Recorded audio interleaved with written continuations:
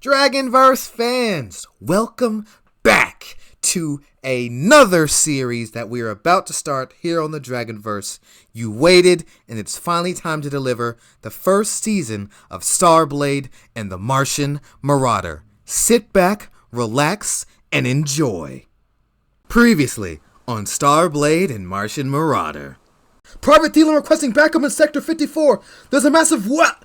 There's only one viable answer.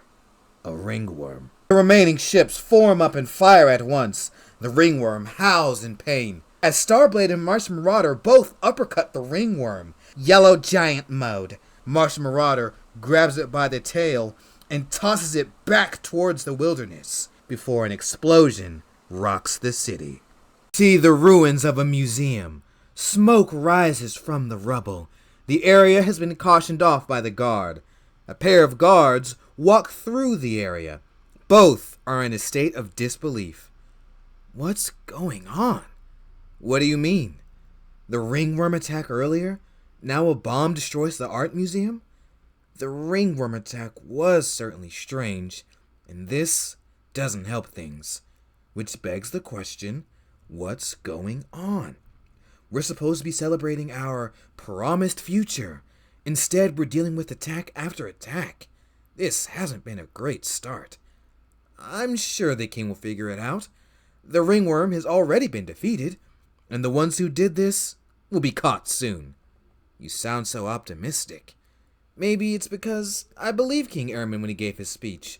You saying I didn't? No, but let's not overreact.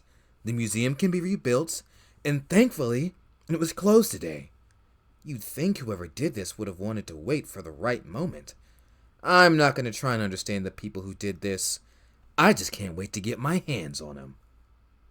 We are in an alien warehouse on another alien world, some time ago. It's full of criminals and mercenaries stacking and loading crates.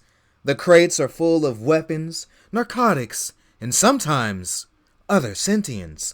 A large, red-skinned, muscular alien stands on a balcony overlooking the workers. His crew are in different positions across the warehouse, keeping an eye on the workers.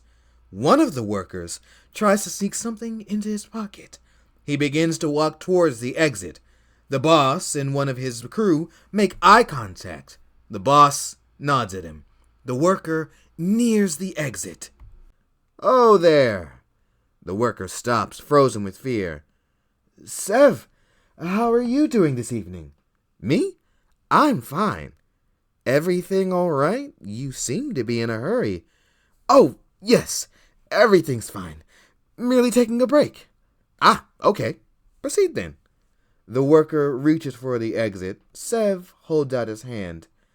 "Oh, before you go, I'm going to need whatever is in your pocket." "My pocket?" "The one and only." The worker hesitates as he begins to sweat. Sev laughs, which breaks his concentration. "Yep, I've been there before, wondering if I can escape a bad situation before it becomes worse. In my case, the answer is yes. In yours..." Sev holds up his laser pistol. "That'd be a no."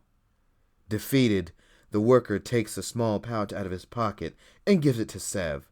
Sev peeks inside. "Wow, now that was a lot of eddies you're about to cost us." "What are we gonna do with you?" The worker drops to his knees and begins to plead. "It was a foolish mistake.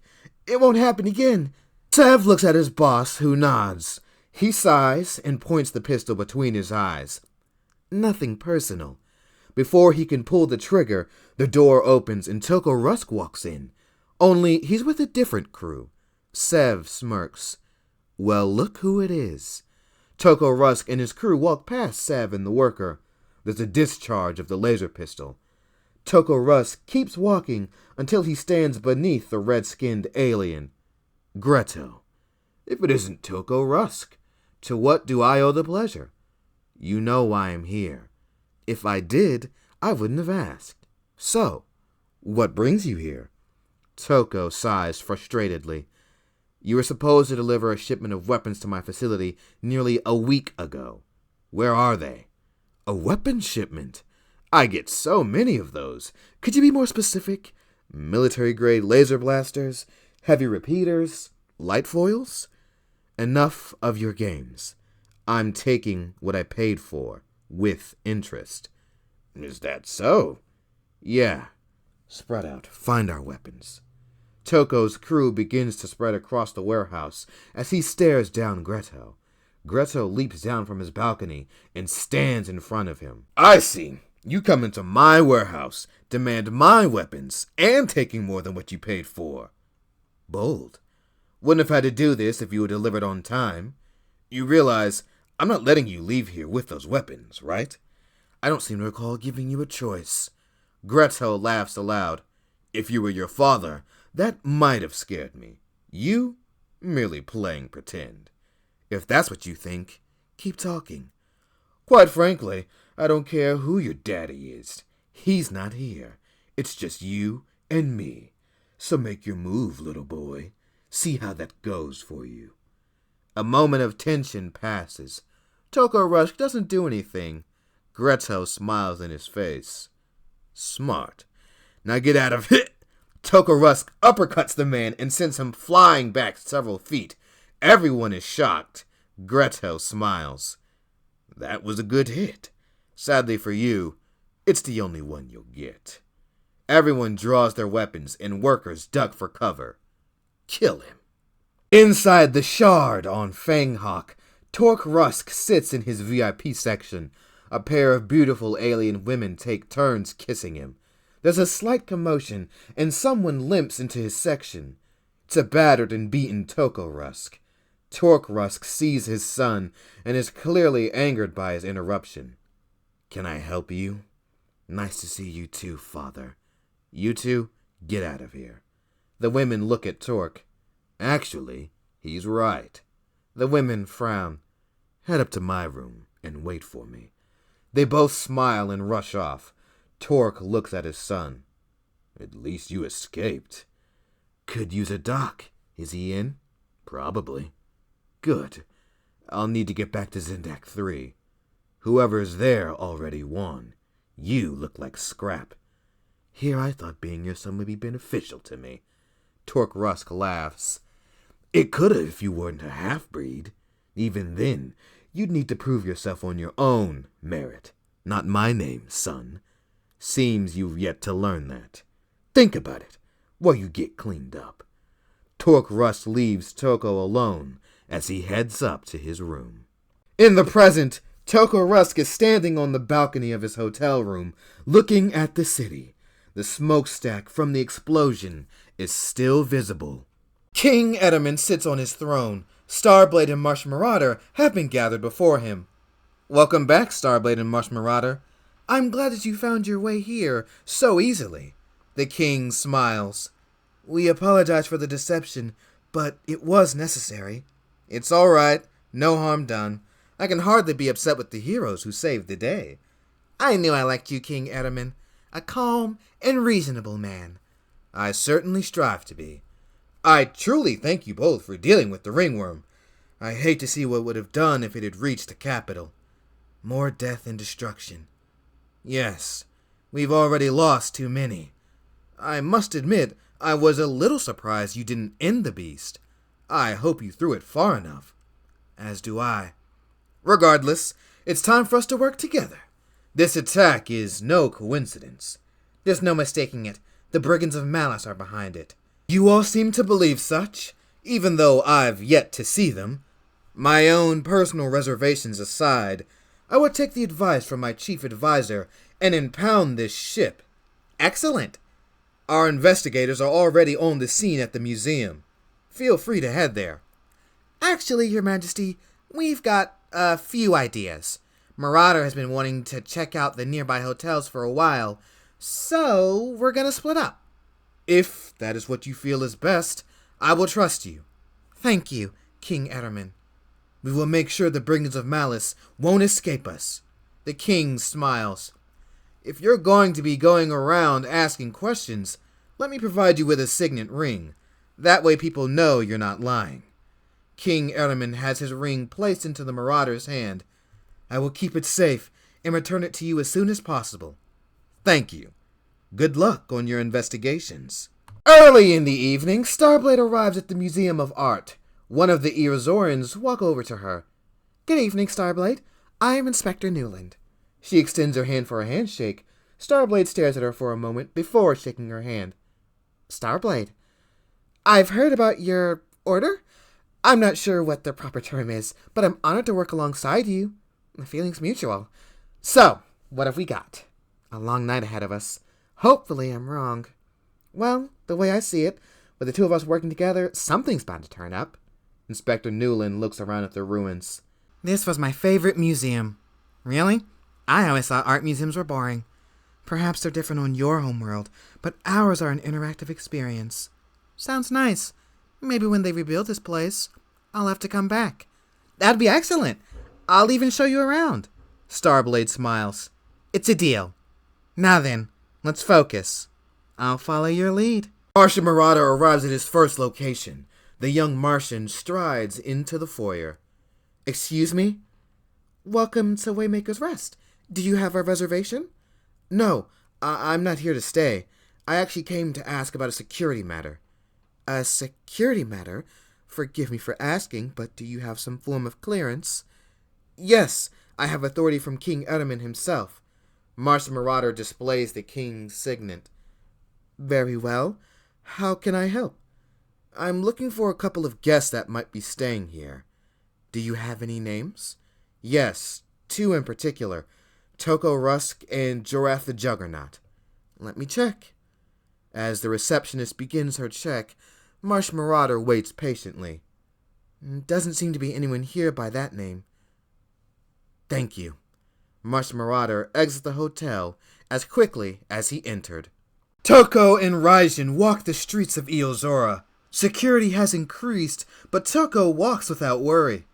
Seems we've had an impact. Good. This was the plan. I know. Good to see it going well. With everything we've been through, I'd agree. Before you say not to get ahead of ourselves, don't worry. I'm focused. You think your father would be proud? Toko shrugs indifferently. Who cares? The old man wasn't one to coddle me. I'm assuming part of this is to prove yourself to him? No. I'm doing this for us. Nobody will be able to take this achievement from us. You've all truly been the best crew I've ever had. All right, cut that out, or I'll have Jorath throw you from the roof. Toko laughs. Together we could take him. I don't know. He's stronger than the both of us. Another downside of being a hybrid. Only a fraction of my father's strength. You can say that again. Let's head back. Hopefully, Karaz and Dejari are almost finished with the big present. The two continue to walk the streets of Eozora. A group of Eozoran teenagers run past them. One of them bumps into Toko. Sorry, sir. Toko and Raijin ignore him, but the young man manages to catch a glimpse of their blasters. Brant, come on. Coming. The young man continues after his friends. Some time ago, we see Toko Rusk in the Sparking Dragon. He holds a drink in his hand. Xandra walks up to him. I don't see this new guy yet. Patience, Xandra. He'll come to us. All I'm saying is, this guy is making a terrible first impression. Don't you make a habit of leaving bad first impressions? Yeah, for non-essential stuff. Joining our crew isn't one of those. How wonderful that you hold our ragtag team in such high regard. Don't press your luck, Rusk. She leans over the balcony and scans the crowd. Karaz dances like a drunken fool. Dejari has several men flirting with her. The door to the bar slides open, and a new face walks in. Finally. Be back in a second. Xandra walks down the stairs to the new arrival. Raijin looks around with awe. He likes what he sees. Hey, you're late. Sorry, wasn't my intention. That hardly matters now. Will the boss still see me? Xandra stares at him for a moment. Follow me. Raijin follows Xandra to Toko. Raijin Renel, welcome. Thanks for meeting with me. Xandra walks past, glaring at Raijin before heading downstairs. She have a staring problem? No. Her attempt at intimidation. Doesn't work every time, but it's in her arsenal. Toko takes a sip of his drink. We can discuss personnel later. For now, tell me why you deserve to join my crew. Martian Marauder enters another location. Once again, he walks up to the receptionist. A few Eozoran youths chat in the lobby. Excuse me? I'm on official business from the king. I would like to see your guest records. Oh, very well. Anyone in particular you're looking for? Yes. Anyone under the name Toko Rusk or Jorath the Juggernaut? Maybe even the Brigands of Malice? One of the Eozorans look over at the Marauder. One moment while I search. As the receptionist begins his search, the young man nods at his friends. They begin to leave. I'm sorry, sir. There's no one here by that name. Very well. Thank you. Martian Marauder begins to leave. Hey, I heard you talking with the receptionist. Even with the king's permission, I doubt he'd care enough to really search. I'm sure he did his best. I might be able to help. I saw some off-worlders earlier. You did? Yeah, there were two of them. They stood out pretty easily, dressed in dark colors while everyone else the opposite. Do you know where I can find them? I can tell you where I last saw them. Even better. It was by the Gem Maker district. Any places to stay there? Particularly any run-down ones? Well, we don't really do run-down, but maybe the First Light Hotel? Thank you. What's your name? Brant. You've been a great help, Brant. Martian Marauder begins to eagerly head out of the hotel. Meanwhile, back in the museum, Starblade and Inspector Newland continue to search the area. The inspector sighs. Okay, let's see what we've got so far. This is where the blast started. It traveled up to the second floor, causing everything to collapse inwards. The Maker clearly has experience destroying buildings. Debris from the explosion destroyed numerous works of art. The scorching near the origin point suggests this was handcrafted. The scorching also appears to be made from a plasma-based explosive. The two think for a moment. I'm beginning to form a hunch, but I don't want to jump to any conclusions. I'm surprised you don't use one of your fancy drones. She smiles. I at least try to work these things out myself first. If I'm stumped, then I'll use the tech. Does your suit have anything like that? Nope. We're trained the same way. Well, okay. I guess one of the more important pieces of tech in the suit is an auto-translator, which is how I can understand you and vice versa. Neat. Let's do a sweep and see if we can find anything else. The two search the rubble for any evidence. Inspector? She rushes over to Starblade, who's holding up a piece of the bomb. Is that a part of the bomb? Yeah. Wonderful. We can analyze it and return to General Portsmouth. I'll call a drone. As General Portsmouth works in his office, there's a knock on his door. Come in. The door opens and he sees Inspector Newland and Starblade. General, we've got good news. Well then, let's hear it. Martian Marauder enters the lobby of the location of the Brigands of Malice. He phases through the floor into the security room. He waits until he sees his targets. Toko Rusk and Raijin enter the elevator. Martian Marauder begins to follow the elevator. Toko and Raijin reach their floor. As they approach Toko's room, Martian Marauder nearly grabs them. That is until Jorath opens the door and he has to slip into the floor. Jorath furrows his brow. Something wrong?